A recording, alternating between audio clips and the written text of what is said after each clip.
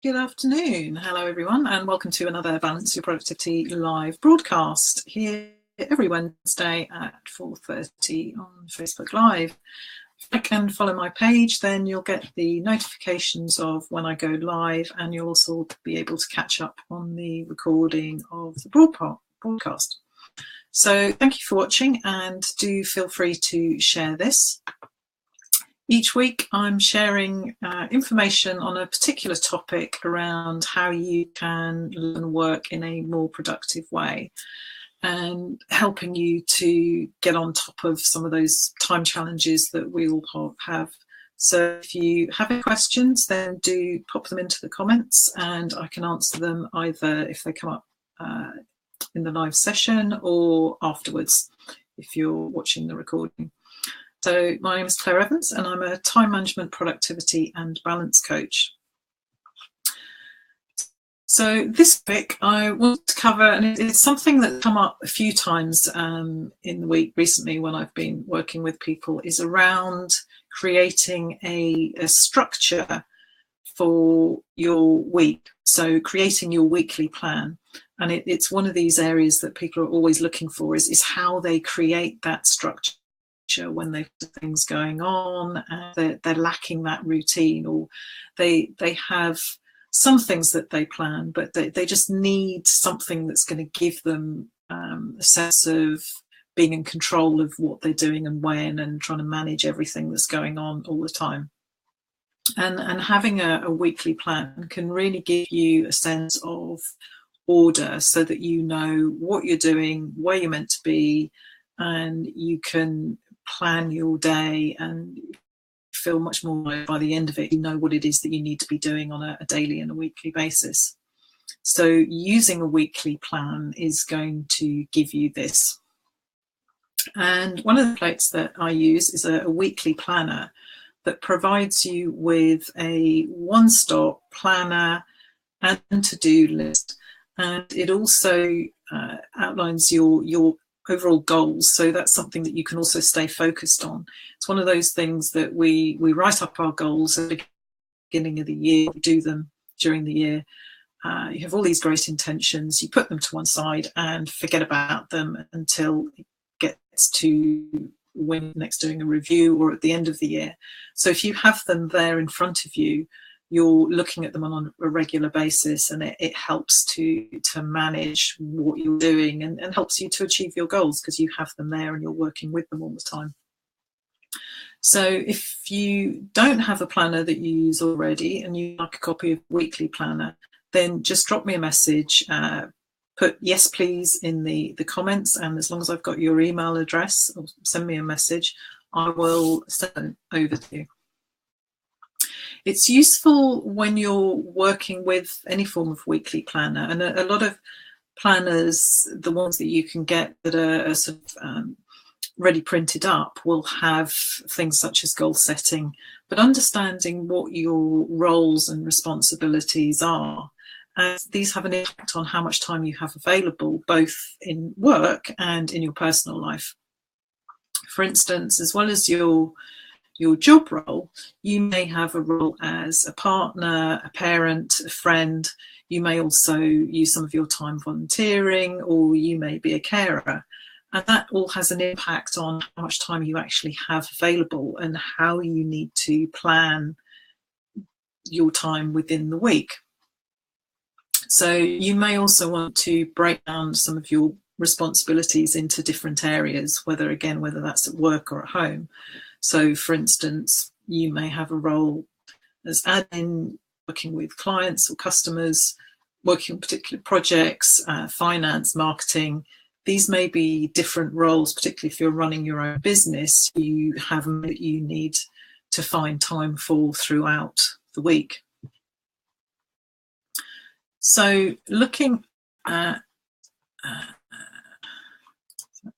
we're looking at your weekly plan and how you actually schedule your time. So if your plan, have something that gives you a week at a view, whether it's your diary, a planner, or even a simple spreadsheet with whatever you want to track your time. So it want to plan your work time. So from 8, 9 until 5, 6 o'clock, 7 o'clock.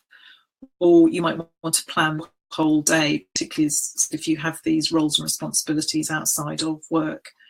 So you started at 7 o'clock and it might go through to 11 at night.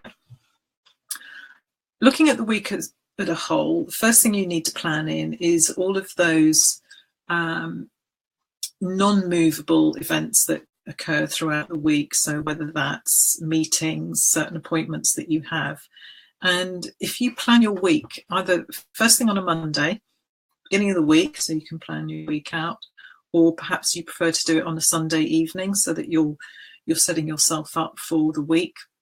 Often a popular time to do it on the Friday, and then when you finish work, or on the Friday evening, so that again you've got the weekend free and you know what you're going to be doing the following week. And it also gets some of these appointments into your head, so you're less likely to forget them. So schedule in those non-movable events, and then schedule in any time-specific tasks that you might have, whether they're daily or weekly tasks. Put those into your plan as well. So you're going to start to see where you've got gaps and where you have time available. And you can then allocate some of your daily tasks and actions into those time slots. Block out chunks of time, and something I've spoken about before, and when I was talking about how you manage your to-do list, is blocking out chunks of time for specific tasks. So whether that's making phone calls or dealing with your email, working on particular projects, doing client work, or doing your admin tasks, marketing, whatever else it might be. Block out times when you're going to do that. And what you then start to find, there is a sort of consistency from week to week. So you don't need to change it and rewrite it from scratch every single week. You can just copy it across from week to week. And that's certainly how I work when I'm using an online spreadsheet, is they're going to be consistent tasks that I do at a certain time throughout the week. They are movable because enough things come up, but in general. Use colour as well for different projects, different roles, different responsibilities you have, different types of tasks. And it makes it, it's much nicer to look at, it's more fun, but it's much more intuitive. It's a more way of working with your planner, and it's much more engaging if you use a bit of colour for different tasks and projects. Use and review your plan daily. That's really the first hash. This is something that is going to guide you. It's going to help you create the structure in your week, and you need to be using it. So many people, I was talking to somebody recently who's got 3 or 4 different planners, none of which they're using because they either like them too much, so they don't want to mess them up, or they're not really doing what they want. It's not really working in the way they want for them, so they don't use either, or they just haven't got into the habit of using it.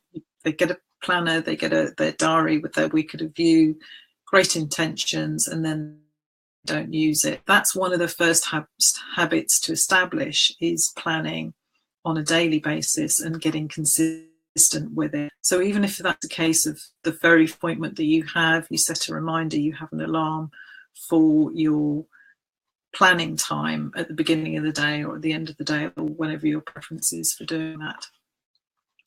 Carry it with you so that it's always there, so you know where you're meant to be, what you're doing. If something comes up and you need to write something in on it, whether it's paper-based or electronic. And I use I'm still using a paper-based one this year, which has got lots of colour in it as well. My task, again, that's a week review. It also has my my daily, weekly to-dos on it as well. And then I also have them on a separate page of notes. So everything is all in one place, and it makes life so much easier instead of having different notebooks, post-it notes, one diary for home, one for work, notes go somewhere else. You've got everything there in one place, and it's much easier to manage, and you'll feel much more in control of things if you know where everything is instead of forgetting about things. So make sure that you are carrying it with you. And also be realistic about how much time you actually have available. When you're slotted in those non-movable tasks and other things that you know you have to do at certain times, you get a much better picture of how much time you actually have available. Until you start going through this exercise, a lot of people will think they have more time than they actually do. But when you create that structure, you can use what time you have much more productively and efficiently, but also you're much more realistic about how much you actually have available. So those are tips on creating your weekly plan. And like a copy of the weekly planner template that I use and that I share with my clients, then feel free to drop me a message or pop something into the comments to say, yes, please. Make sure that we're either connected or that I have your email address. You can send that to me privately if you prefer, and I'll send you a copy of it with some notes on using it if you want to get started on creating that structure, or add in some of those tips into a plan that you already use. And if you do need help creating a structure and routine that works for you alongside something that you're using, or you've tried these things before, then do get in touch. And you can send me a direct message or an email, or pop something in the comments and book up a time for us to have a chat, and we can just try it. So if you haven't done so already, then do download the time quiz. You'll find that on my website. That will give you an idea. There is a whole section on planning in there, give you an idea of whether this is an issue for you. You'll get some tips and ideas that will help you with some of those other strategies that you can put in place, as well as some of the other areas that you might need to look at. See where your time habits are at the moment. You may be good, you may know that there are some areas that are a challenge for you, and you will find that on my website, so feel free to download that. So until next week, when I will probably take a look at how you balance all the different areas of your lives, some sort of tips on that, moving forward from how you're doing your planning. But if you do have any questions, pop them in the comment, or you can always send me an email. And have a productive week. Talk to you next week. Take care.